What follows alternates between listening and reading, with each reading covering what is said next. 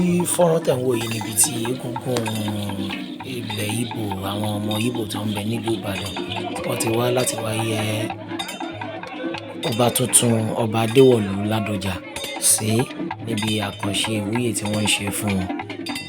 Egungun ilẹ̀ Ìgbò níjó pẹ̀lú àwọn ilẹ̀ Ìgbò ọmọ ilẹ̀ Ìgbò tí wọ́n wà ní ìlú Ìbàdàn pé ọba gbogbo ìlú ni ọba wa Rasheed Adéwọ̀lú Àkànmú Ládọjà.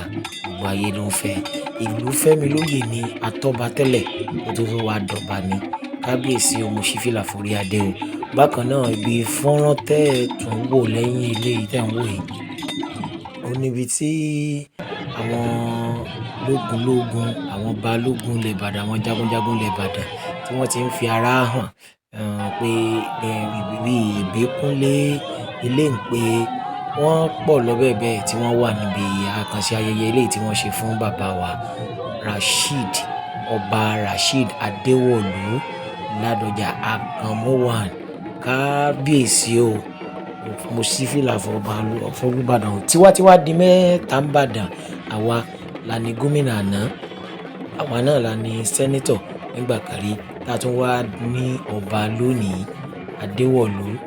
Kábíyèsí bàbá o, ẹ pẹ́ bí mo pẹ́ ti pẹ́ dàlú àbẹ̀wò ọ̀sìn láti kàn ní ìṣọ̀kan Ìbàdàn online TV lẹ́tí láǹfààní àti máa wo fọ́nrán yìí. Ẹ follow wa, ẹ dákun torí Ọlọ́run, ẹ follow wa, ẹ like, ẹ comment, kẹ́ ẹ dẹ̀ share. Ẹ ṣeun gan, ẹ ṣeun. A tún máa fi tó yín létí wá tó ṣe ń lọ lórí ìkànnì yìí.